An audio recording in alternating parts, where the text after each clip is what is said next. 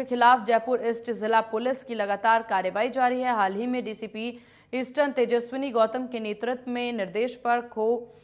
नागोरियान इलाके में बड़ी कार्रवाई को अंजाम दिया गया। साइबर ठगों को गिरफ्तार किया गया, नाबालिग भी मिला। इस दौरान आरोपी के कब्जे से भारी संख्या में मोबाइल, डिजिटल उपकरण सहित अन्य चीजें बरामद की गई।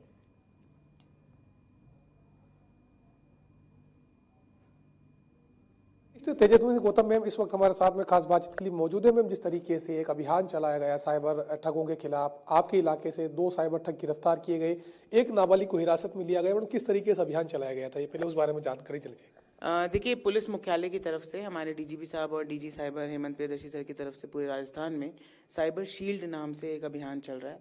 जिसके अंतर्गत एमएचए के द्वारा जो हमारा नेशनल साइबर क्राइम पोर्टल है, उसके ऊपर एक प्रतिबिंब पोर्टल है जिसमें हॉटस्पॉट्स चिन्हित होते हैं। यानी ज़रूरी नहीं है कि मेरे एरिया से कंप्लेंट जनरेट हो रही हो, लेकिन अगर किसी भी व्यक्ति के खिलाफ कंप्लेंट हुई है और वो उस पर्टिकुलर एरिया में है तो वो उस हॉटस्पॉट पे चिन्हित हो जाएगा। तो उसकी मदद से, प्रतिबिंब पोर्टल की मदद से हमारे जो एसीपी बस्सी हैं आईपीएस विनय जी, उन्होंने और उनकी टीम ने, एसएचओ खो नागोरियान ने एक हॉटस्पॉट आइडेंटिफाई करके 4 लोगों को डिटेन किया, जिसमें से एक नाबालिग था और 2 व्यक्तियों के क्रिमिनल रिकॉर्ड्स में या क्राइम रिकॉर्ड्स में 10 करोड़ से ज़्यादा के साइबर फ्रॉड्स तेलंगाना में, महाराष्ट्र में, मध्य प्रदेश में, अन्य राज्यों में, कम से कम 14 से 15 राज्यों में 10 करोड़ से ज़्यादा के साइबर फ्रॉड्स की तो अभी तक रिकॉर्ड हमारे पास आ गई है। उसके बाद हमने इनके खिलाफ मुकदमा दर्ज किया और जो भी संबंधित अलग अलग राज्यों में जहाँ वांछित हैं उनको हमने उनकी टीम को इन्फॉर्म किया है, तो अब उनके खिलाफ भी कार्रवाई होगी।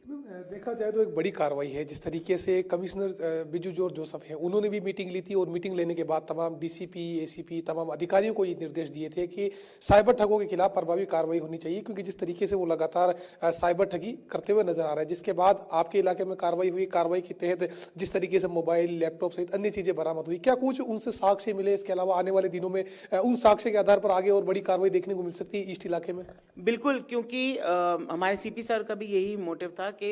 आज के टाइम पे सबसे ज़्यादा अगर हम देखें कोई क्राइम जो दिन प्रतिदिन बढ़ रहा है तो वो साइबर क्राइम है। उसको रोकने के लिए ज़रूरी ये है कि जितने भी लोग इस तरीके के साइबर क्राइम में इन्वॉल्व हैं,